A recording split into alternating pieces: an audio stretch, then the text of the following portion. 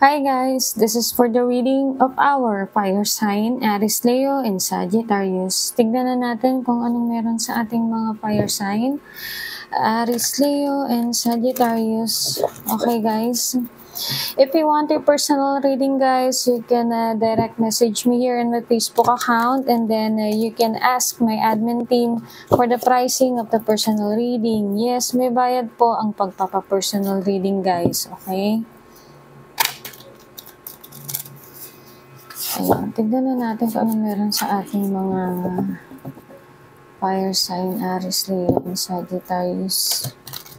Let's see. Okay.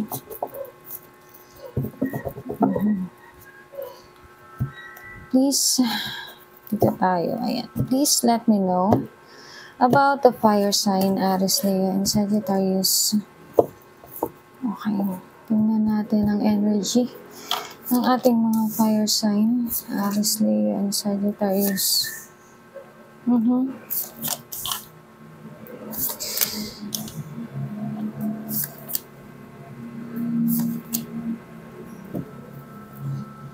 Okay. I have here from the bottom of your deck is the Sun. Okay. There will be a news na matatanggap nyo guys, okay, soon as possible, or po pwedeng natanggap nyo na, okay. Magandang balita ito guys, okay. At this is also a yes card. Yan. Then, tingnan natin. Ano yung meron sa ating mga fire sign, Aries, Leo, and Sagittarius? 7 of Cups, the Lovers, 5 of Swords, Justice, 6 of Wands, and the Hierophant, Happiness. Okay. I am seeing here na some of you are dealing with their probably soulmate. Okay? Kasi andito yung ating the Gemini card. You may be dealing with a air sign, Gemini, Libra, and Aquarius. Okay? Posible din na mas may edad sa inyo yung inyong kadil. Kung hindi naman ikaw to, na mas may edad sa kanya. Okay? At meron ako ditong nakikita na parang parang may napila ko parang umiyak. Tapos, meron ditong sige, pumili ka. Ganon. Parang may nagpapapili yung energy. Okay? Kasi meron dito na parang gusto nang mag-settle down. Okay? Parang gusto na niyang bigyan ng katarungan yung inyong pagsasama. Okay? Kasi parang napipil ko dito guys, okay? Parang matagal na kayo. Napipil ko yung energy. Tapos may 5 of Swords. Meron muna na parang nag-walk away, ganyan. Bakit parang may muna, madam? Bakit? Eto yun guys. Kasi kaya, bakit may parang muna? Why? Kasi guys, meron dito at the end, magkakatuluyan pa rin kayo. Andito yung Hierophant, andito yung kasal, andito yung pure happiness. Okay, andito yung traditional marriage. Okay, ikakasal kayo sa simbahan, probably. Okay, just take what resonate guys. Kasi andito yung 10 of Cups, there is a happiness na mabubuo. Pamilya. 10 of Cups. Okay? So, ang lumalabas dito ngayon sa inyong baraha fire sign, parang meron lang kayong challenges sa inyong dalawa sa relasyon ninyo. Kung gaano talaga ninyo kamahal yung isa't isa, at itong isa kasi nanghihingi na ng parang, mahal mo ba ako talaga? Bakit hindi pa tayo magpakasal? Bakit ang tagal-tagal? Ilang taon pa tayong maghihintay? Ilang taon pa akong maghihintay? Mahal mo ba ako talaga? Ano bang uunahin mo? Trabaho mo? Ako? Pamilya mo? O ako? Sino bang pipiliin mo with the 7 of Cups? Parang when it comes to a matter of relationship, merong nagpapapili, ganyan. na, sige, mamili ka, ako o ang pamilya mo, ako o ang trabaho mo. Kasi meron na ditong nagmamakaawa ng settle down. Gusto na niyang mag-settle down. Kasi andito na yung success. Okay? Andito na yung success eh. Ayan oh. Kumbaga, maybe some of you guys, I am seeing also here na parang yung trabaho yung dalawa is nasa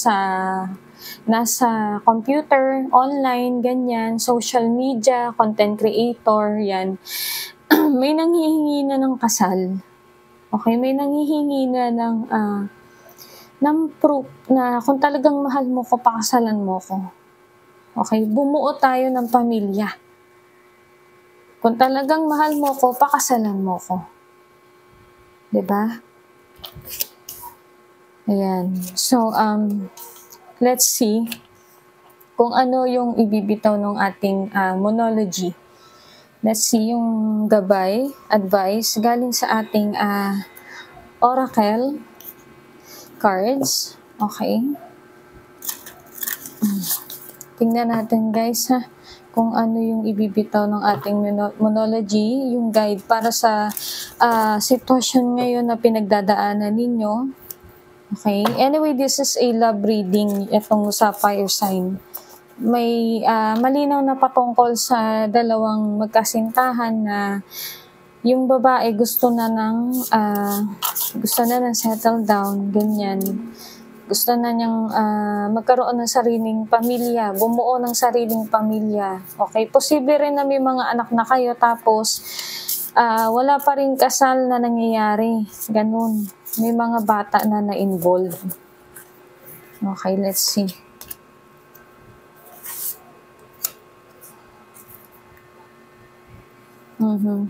Okay. Okay, guys.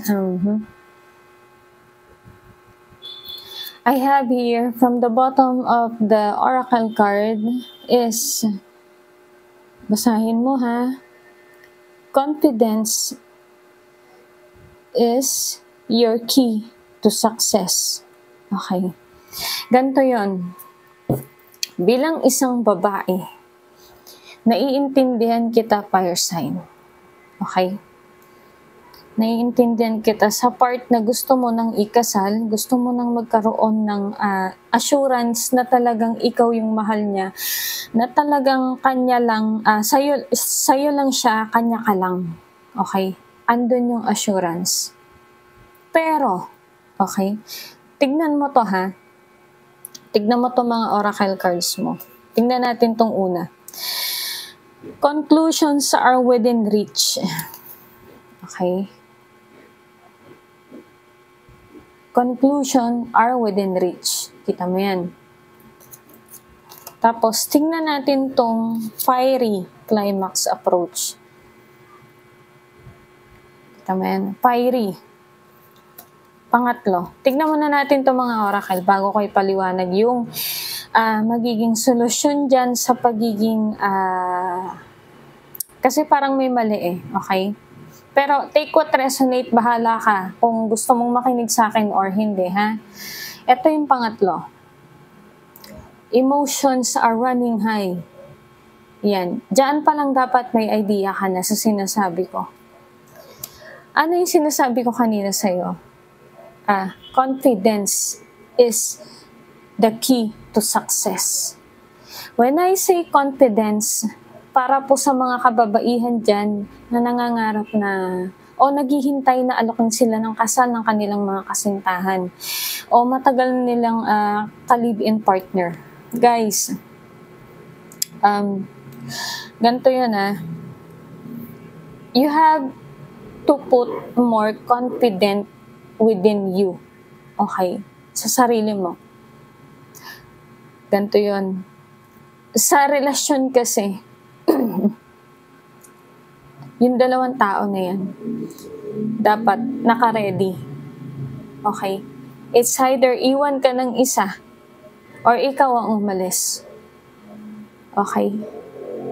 Sabi nga, di ba, walang forever. Ha? Ito lang naman kasi is consequences bago ka pumasok sa isang relasyon, dapat alam mo, okay, alam mo na posibleng magkahiwalay pa kayo kasi wala namang nakakaalam kung kayo talaga till the end.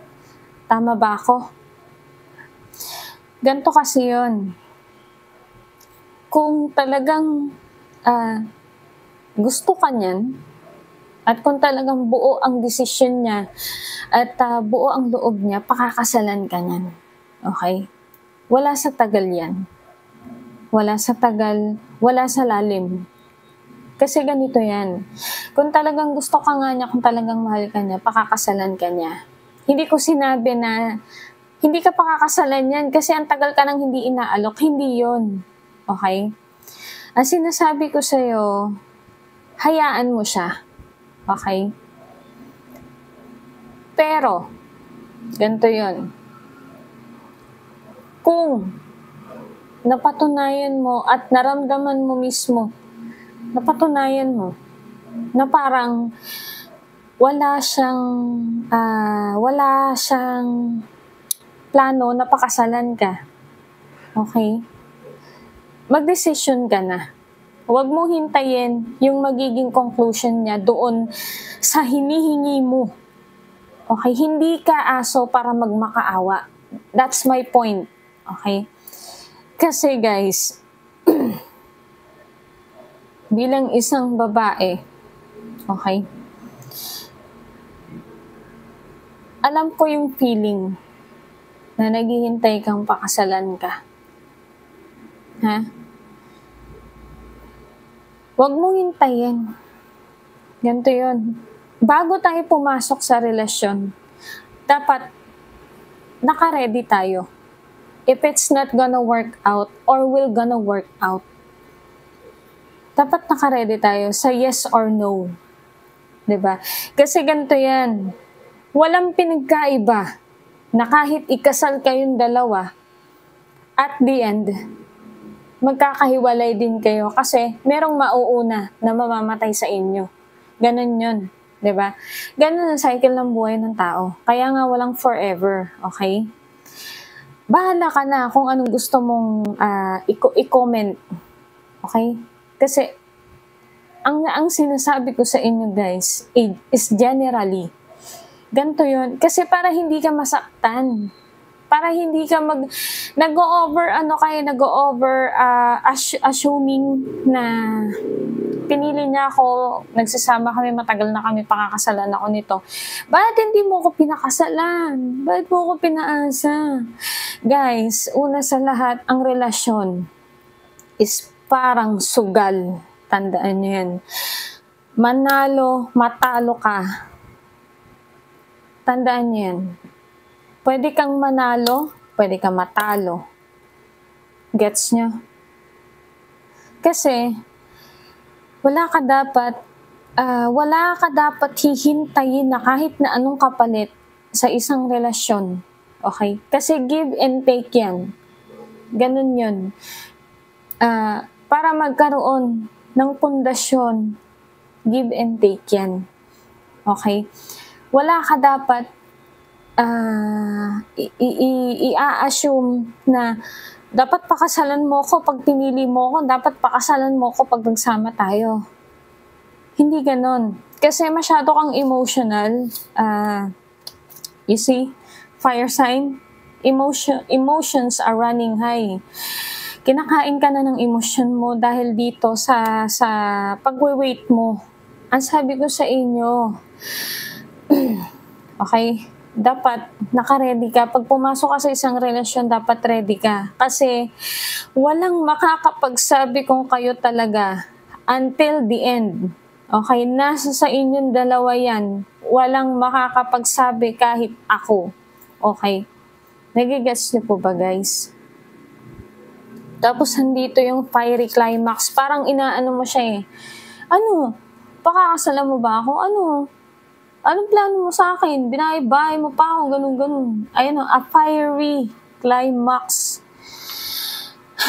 approaches. Kasi andito yung napunta na